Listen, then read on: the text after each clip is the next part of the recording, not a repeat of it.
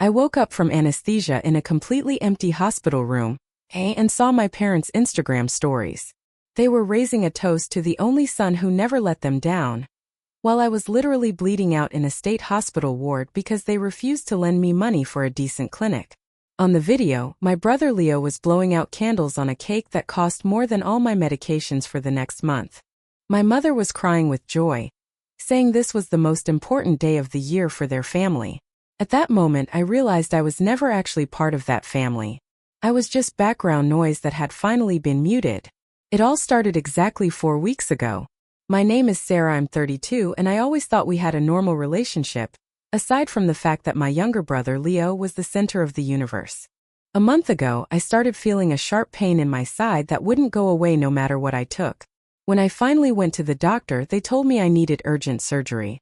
It wasn't life-threatening if done in time, but I couldn't wait. At the time, I was struggling financially.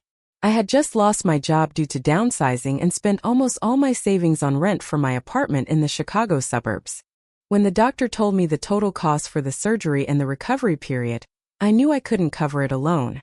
That same evening, I went to my parents' house. Michael and Linda lived in a large house in a nice neighborhood, and I knew they had plenty of savings. We sat in the kitchen. My dad was drinking his favorite whiskey, and my mom was flipping through a catalog for party decorations. I was honest with them. I told them about the diagnosis and that I needed about $7,000 to cover the gap my insurance wouldn't touch. I promised to pay back every cent as soon as I found a new job. I even offered to sign a formal promissory note. My mom didn't even look up from her catalog. She just said it wasn't a good time for unforeseen expenses, because Leo's 30th birthday was coming up in a month. She said it in a tone that suggested I was asking for vacation money, not medical intervention. My father added that Leo is a man, and his 30th birthday is a milestone that needs to be celebrated on a grand scale, with all the relatives and business partners invited. He told me they had already booked a banquet hall at the Grand Estate and paid a non-refundable deposit. When I asked if my brother's party was really more important than my health, my dad just said I was being dramatic, and that public hospitals are perfectly capable of performing surgery, so I could just wait for a spot in line. Over the next week, I tried to find other options. I called every friend I had, but most were dealing with their own mortgages and families. Leo, my golden brother, didn't call me once during this time, even though he knew the situation. In our family group chat, he only posted photos of the custom suits he was picking out for the party, asking which tie looked better under ballroom lighting. I watched my parents comment on every single message praising his taste. My messages about my surgery being scheduled for the 14th, the exact day of his birthday, were ignored. When I directly texted my mom that I was going under the knife on the 14th and that I was scared, she replied 5 hours later. She said, "Honey, try to finish up early. We're expecting guests by 6 p.m. It would look very bad if you weren't in the family photo." I read that message 3 times. She actually thought I would show up to a party right after abdominal surgery. Or, more likely, she just didn't care what the procedure was as long as the image of the perfect family on social media didn't suffer. 10 days before the surgery, the pain became unbearable. I could barely walk, but I kept going to interviews hoping to get some kind of sign-on bonus. One evening, I went back to my parents' house, hoping they had come to their senses. The house smelled like expensive catering. They were doing a tasting for the banquet. The table was covered in lobster, rare cheeses, and vintage wine. The cost of that dinner alone probably covered half my bills. I stood in the doorway, pale and clutching my side, while they discussed whether to order an ice sculpture shaped like a lion because it symbolized Leo's strength. I asked my father directly, "Are you really going to spend $40,000 on one night while you know I can't even afford my prescriptions?" Dad looked at me with pure irritation. He said I was trying to manipulate them with my condition, just to ruin the celebration my brother deserved. He told me I had always been jealous of Leo, and was now using some minor health issue to steal the spotlight. I left their house in tears that night, knowing I would be completely alone on the day of the surgery. The last few days before the hospital were a blur. I filed all the paperwork at the city hospital, where the conditions were grim. Old beds, overworked staff, and a smell of bleach that made me nauseous. My parents stopped calling. The day before the 14th, I got a bank notification. My account was nearly empty after paying for the pre-op tests. I messaged Leo, hoping he had a conscience. I asked, "Are you really okay with them blowing all that money on fireworks while I'm being admitted to the hospital?" He sent a short reply. "Sar, don't be a buzzkill. It's my day. Just be happy for me for once in your life." On the morning of the 14th, I took an Uber to the hospital by myself. I didn't even have the money for a private room, so they put me in a general ward. The nurse asked if anyone would be picking me up after the surgery. I told her I'd manage. Before I turned off my phone to hand it over for safekeeping, I saw a notification on Instagram. My mom had posted a photo from the hair salon with the caption, "Getting ready for the biggest event of the year. Our boy is becoming a man." I spent the next 48 hours in a haze of cheap painkillers and the rhythmic clicking of my roommate's oxygen machine. The city hospital was exactly what you'd expect for the price: understaffed, loud, and smelling of industrial-grade bleach and despair. Every time I closed my eyes, I saw the blue light of my phone screen. I couldn't stop myself from checking their social media. It was like a self-inflicted wound I kept picking at. My mother, Linda, had uploaded a series of videos labeled Leo's Big 3-0. There were slow-motion shots of the Grand Estate Ballroom, the ice sculpture of the lion, which probably cost $3,000 alone, and my father, Michael, laughing while handing Leo the keys to a brand new car. A literal brand new car. They told me they had no money to lend for my surgery, yet they bought him a 2024 SUV as a milestone gift. The physical pain from the incision was sharp, but the realization of my standing in that family was a different kind of agony. I was 32, I had worked since I was 16, and I had never asked them for a single dime until my life was literally on the line. Leo was 30, had crashed 3 different businesses they funded, and still lived in a condo they paid the mortgage on. The unfairness of it wasn't new, but the timing was brutal. Around 11 p.m. on the night of the party, while I was trying to flag down a nurse for a fresh bandage, my phone buzzed. It was a FaceTime call from my mother. I answered, thinking maybe, just maybe, the guilt had finally kicked in. But when the screen cleared, I didn't see a worried mother. I saw a woman in a sequined gown, holding a glass of champagne, with the loud thump of a DJ in the background. She didn't ask how the surgery went. She didn't ask if I was in pain. She tilted the phone to show me the crowded dance floor. "Sarah, you're missing the most incredible night," she shouted over the music. "Everyone is asking where you are. I told them you were feeling under the weather, but you really should have made an effort. Even for an hour. Your father is disappointed. It's Leo's night, and you're being so selfish by staying away." I tried to speak, but my throat was raw from the intubation tube. I managed to croak out, "Mom, I just had surgery. I can't walk." She rolled her eyes, a gesture I knew all too well. "Don't start with the drama, Sarah. We all have things going on. I've been on my feet for 10 hours organizing this for your brother. Anyway, Leo wants to say hi." She handed the phone to Leo. He looked drunk, his tie loosened around his neck. "Hey sis," he grinned, showing off his expensive veneers, also paid for by our parents. "Hope you're feeling better or whatever. Check out the new ride Dad got me. It's got the leather interior I wanted. Too bad you couldn't make it, the open bar is insane." Then the call cut out because the reception in the hospital basement was garbage. I sat there in the dark, staring at the blank screen. A nurse finally came in to change my dressing. She saw my face and asked if I was okay. I didn't even have the energy to lie. I told her my parents were currently spending $50,000 on a party across town, while I was worried about how to pay for the generic antibiotics she was handing me. She just gave me a look of pure pity and squeezed my hand. That pity felt like a slap in the face. I didn't want pity. I wanted my parents to care if I lived or died. By the 3rd day, the hospital's billing department sent a representative to my room. Her name was Mrs. Gable, and she was as cold as the floor tiles.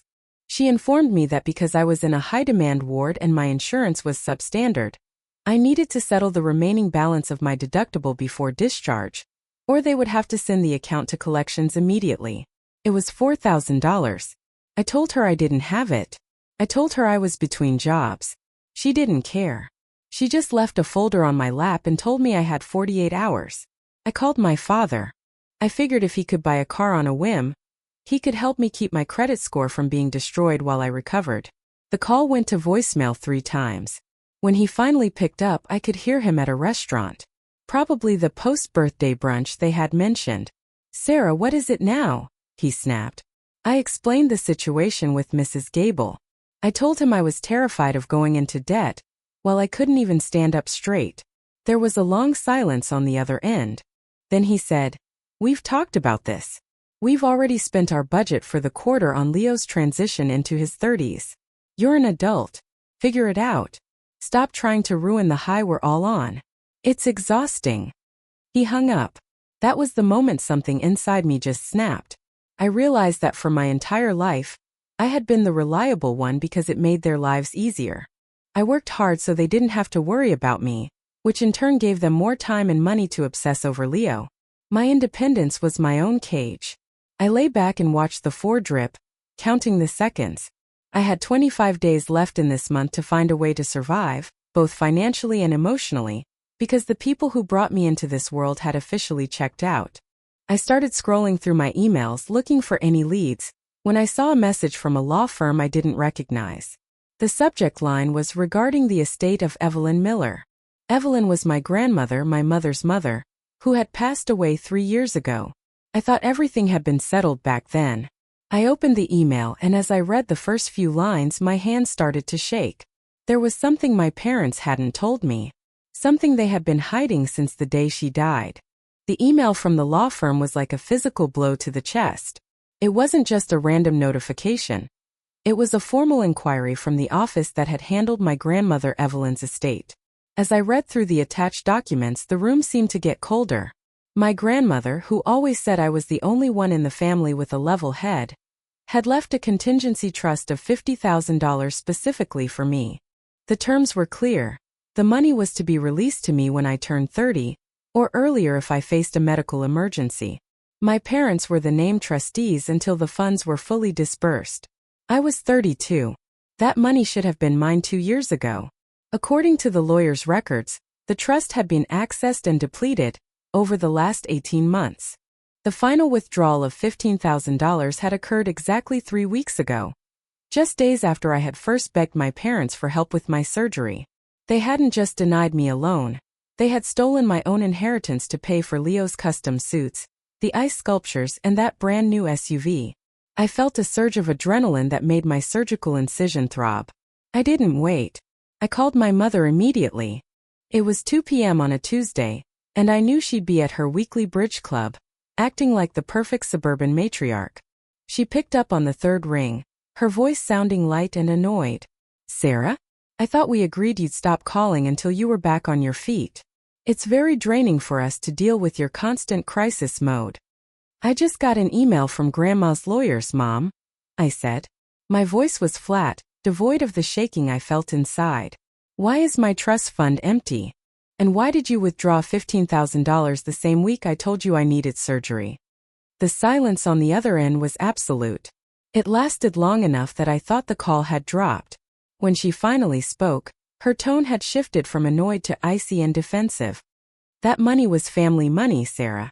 Your grandmother didn't understand how much help Leo needed to get his feet under him. We made an executive decision as your parents to redistribute those funds where they were most needed. Leo was in a hole, and we couldn't let him drown." "You let me drown," I whispered. "I'm lying in a state hospital ward with a roommate who screams in her sleep because I couldn't afford a private room. I'm being hounded by collections. You used my medical emergency fund to buy Leo a car? Don't you dare take that tone with me," she snapped. "We have sacrificed everything for you children. That car is an investment in Leo's confidence. He's a man, he needs to project success to be successful. You've always been able to take care of yourself, Sarah. You're strong. Leo is sensitive. We did what any good parents would do, we helped the child who needed it most." The gaslighting was so blatant it felt like she was reading from a script. She actually believed that stealing my inheritance to fund a 30-year-old man's party was good parenting. She told me that if I tried to make a legal issue out of it, I would be dead to them. She said I was being unsettlingly greedy, and that my grandmother would be ashamed of me for choosing money over family loyalty. Then she hung up. An hour later, my father sent me a text. No phone call. Just a text. If you harass your mother again while she's with her friends, there will be consequences. We have given you a roof over your head for 20 years. Consider the trust fund a repayment for the cost of raising you. Do not contact us again until you are ready to apologize to Leo for trying to ruin his milestone month. I sat there staring at my phone, the monotonous reality of my life finally sinking in. I had no money, no job, a mounting hospital bill, and a family that had effectively robbed me and then blamed me for it. My blood pressure spiked so high that the monitor started beeping. A nurse rushed in asking what was wrong. I couldn't even tell her. I just pointed at the screen. Over the next few days, the tension only got worse. Leo started posting on Facebook, clearly coached by my parents. He didn't mention me by name, but he wrote long posts about toxic people who tried to bring others down during their moments of joy. My cousins and aunts, who had all been at the party and seen the luxury, started liking his posts and commenting about how some people just don't know how to be happy for others. I was being vilified from a hospital bed by people who were currently spending my money. On the day I was supposed to be discharged, Mrs. Gable from the billing department came back. She looked even more determined than before. The payment hasn't cleared, Sarah. We've been notified that your secondary contact, your father, has officially contested the responsibility for any of your bills. We're moving your account to a third-party agency this afternoon. I had nowhere to go. I couldn't afford an Uber to my apartment, and I certainly couldn't afford the rent for the next month. I was weak, in pain, and completely cornered. As I dressed myself with trembling hands, my phone buzzed one last time. It was a photo from Leo. He was at a dealership, getting the windows tinted on his new SUV. The caption read, "Life is good when you've got people who truly have your back. #family first, #blessed." I realized then that they weren't just indifferent to my situation. They were enjoying the power they had over me. They wanted me to crawl back and beg so they could feel superior. I looked at the lawyer's email one more time. There was one detail I had missed in my initial shock. A clause about unauthorized access by trustees. I had 48 hours before I'd be homeless and in debt. I needed to make a choice. Let them destroy me, or do something that would ensure this family never spoke to me again. I walked out of that hospital with nothing but a plastic bag containing my own clothes and a bottle of generic painkillers that I had to beg the nurse to let me take. My bank account had exactly $14 in it. I couldn't go back to my apartment because the rent was 4 days overdue, and my landlord was already texting me about the eviction process. I ended up in a motel on the outskirts of the city that charged $40 a night. Money I had to get by selling my laptop to a pawn shop across the street. I sat on the edge of a bed that smelled like old cigarettes, my surgical incision burning with every breath, and I called the lawyer Mr. Henderson. Mr. Henderson wasn't like my parents. He was precise. He told me that the trust fund wasn't just depleted. He explained that because the money was specifically designated for a medical emergency or my 30th birthday, any other use by the trustees, my parents, was a direct violation of fiduciary duty. In simpler terms, it was theft. But then he told me the part that made my blood run cold. The $15,000 they withdrew the week of my surgery wasn't just for Leo's party or the car. They had labeled the withdrawal as emergency legal settlement. I asked him what that meant. He said he couldn't be sure without a court order. But the payment had been made to a private law firm specializing in personal injury defense. I hung up and did something I should have done weeks ago. I called my cousin Marcus. Marcus was Leo's best friend and the only person in the family who couldn't keep a secret when he was drinking. It was a Tuesday night, so I knew exactly where he'd be. I told Marcus I was out of the hospital and that I wanted to come by the party house to see Leo's new car because I was over my anger. I played the role of the submissive, defeated sister. Marcus, 3 beers in, started laughing. "Yeah man, Leo really lucked out," he said over the phone. "I mean, if Uncle Michael hadn't stepped in after that incident at the club last month, Leo would be sitting in a cell, not driving a 2024 SUV. The incident." I pushed him for more, keeping my voice light. It turned out that 3 weeks ago, the same week I was diagnosed, Leo had been driving my father's car while intoxicated. He had clipped a delivery driver on a scooter. The driver wasn't killed, but his leg was shattered, and his equipment was destroyed. My parents had used $15,000 of my inheritance to pay the man off under the table, so he wouldn't file a police report or go to the insurance company. They bought the new car for Leo because the old one had a massive dent in the fender that they couldn't explain to anyone without exposing the crime. They didn't just choose Leo's birthday over my surgery. They chose to protect a criminal over my life. They used my health fund to bribe a victim and keep Leo's record clean. I sat in that dark motel room, looking at the stitches in my side. The moral dilemma was staring me in the face. If I went to the police, I wouldn't just be suing my parents for the money. I would be exposing the hit and run. My father would likely lose his license to practice as a consultant, my mother's reputation in the community would be vaporized, and Leo would go to prison for felony hit and run and driving under the influence. My entire family would be destroyed. Everything they had worked for, the house, the grand estate parties, the perfect image, would be gone in a single afternoon. But if I didn't do it, I would be homeless by the end of the week. My credit would be ruined by the hospital bills, and I'd likely end up back in the ER with complications because I couldn't afford the follow-up care. I stayed awake all night, watching the neon sign of the pawn shop flicker outside my window. Around 3 a.m. my mother sent me a text. It was a photo of her and Leo at a high-end spa. The caption was, "Healing vibes only. Learning to cut out the negativity in our lives. So peaceful." That was the final straw. They were healing with my money while I was sitting in a room with a broken lock, wondering if I could afford a sandwich for breakfast. I realized that they didn't see me as a person. I was just a resource they had tapped dry. The next morning I didn't call my parents. I didn't call Leo. I walked 2 miles, despite the pain, to Mr. Henderson's office. I sat down in his leather chair and handed him the printed bank statements and the notes I had taken from my conversation with Marcus. "I want to file the paperwork," I said. My voice was steady. "Sarah," Henderson said, looking at me over his glasses, "you realize that once we file this for breach of trust and unauthorized use of funds, the discovery process will bring the hit and run to light. The authorities will have to be notified. Your parents will face criminal charges. Are you sure you're ready to blow up your entire world?" I looked at the clock on his wall. It had been exactly 28 days since this month began. 28 days of being ignored, robbed, and left to die. My world was already blown up, I told him. I'm just deciding who stays in the wreckage. As I signed the final document, my phone started ringing. It was my father. He probably heard from Marcus that I was asking questions. I didn't answer.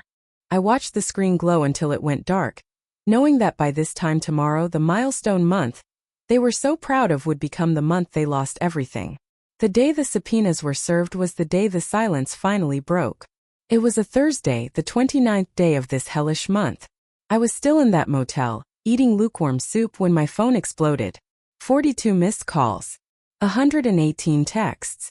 Most of them were from my mother, Linda, ranging from "How could you?" to "We can fix this, please call." Then came the visit. They didn't even knock. They pounded on the motel door until the manager threatened to call the police. When I opened it, I didn't see the polished, arrogant people who had toasted Leo at the grand estate. My father, Michael, looked like he had aged 10 years in 10 hours. His suit was wrinkled, and his face was a blotchy shade of red. My mother was shaking, her eyes darting around the small, stained room as if she were afraid she'd catch poverty just by standing there. "You did it," Michael said, his voice a low, dangerous hiss. "You actually went to the authorities about the trust. Do you have any idea what you've started?" "I started the truth," I said. My voice was surprisingly calm. I felt a weird sort of detachment, as if I were watching a movie. "I didn't make Leo drive drunk. I didn't make you steal my money to bribe a victim. You did those things. I just stopped lying for you." My mother started sobbing, but it wasn't the kind of sob a mother has for a suffering child. It was the sob of a woman losing her social standing. "They're going to take the house, Sarah. The legal fees. The restitution. And Leo. They're talking about jail time. You're sending your own brother to a cage for a mistake." "A mistake?" I pulled back the hem of my shirt to show them the bandage over my incision, which was now oozing slightly from the stress. "I almost died because you wouldn't give me my own money. You left me in a state ward while you bought him a luxury car to hide his crime. Where was your concern for family then?" Leo was sitting in the car outside, refusing to come in. I could see him through the window, the man who was the center of their universe, clutching the steering wheel of the SUV I had inadvertently paid for. He looked terrified, but not for me. He was terrified of the consequences. The legal battle that followed was swift and brutal. Since the evidence was documented in the law firm's own records, there was no way for them to hide. To avoid a full-scale trial that would lead to even more prison time, my parents had to sign over everything. The trust fund was replenished from the sale of their vacation home in Florida. The grand estate party was officially the last time they would ever be seen in high society. Leo's milestone car was repossessed by the court as part of the settlement for the delivery driver he'd hit. The last I heard, he was working at a warehouse and living in a one-bedroom apartment with our parents, who were forced to downsize to a place that cost less than their old monthly wine budget. By the end of the 30th day, I was sitting in a new clean apartment. I had paid off the hospital, hired a private nurse for my remaining recovery, and still had a significant cushion in the bank. I should have felt victorious. I should have felt like justice had been served. But as I sat on my balcony watching the sunset over the city, I realized that the monotony of my old life, the quiet hope that maybe they loved me, was gone. In its place was a cold, hard clarity. I had survived, but I was an orphan with living parents. I had the money, but I had no one to call to tell them about my day. They still send me emails occasionally. They don't ask how I'm doing. They send bills. They send reminders of how I ruined their lives. I don't delete them. I keep them in a folder as a reminder of what the word family actually meant in that house. It meant a transaction where I was always the currency. The delivery driver, a guy named David, reached out to me. He thanked me for the testimony. He said the $15,000 my parents gave him barely covered his first surgery, and the settlement from the lawsuit would actually let him walk again. That was the only moment I felt like I had done something truly good. It wasn't just about my money. It was about the fact that my parents thought they could buy silence for a person's shattered life. My father lost his consultancy firm. The news of the repayment scheme leaked to his partners, and they cut ties within 48 hours. My mother stopped going to her bridge club. She told Marcus that she couldn't face the pitying looks, but I think it was the lack of a sequin gown that hurt her the most. As for Leo, he called me once screaming. He said I was the reason he lost his future. I listened to him for 10 minutes without saying a word. When he finally ran out of breath, I just said, "Happy birthday, Leo," and blocked his number. I realized then that there is no big cinematic forgiveness scene. People like them don't change. They just find new people to blame for the holes they dig themselves. My surgery scar has faded to a thin silver line. It's a permanent reminder of the month I almost disappeared and the month I finally showed up for myself. I still have the Instagram story saved, the one of them cheering for Leo while I was in the OR. I watch it whenever I feel a flicker of guilt. It reminds me that family is just a word until someone proves it with action. The month is over. The silence is finally peaceful. I'm Sarah. I'm 32. I have $50,000, a clean bill of health, and a phone that doesn't ring anymore. And honestly, I've never felt better.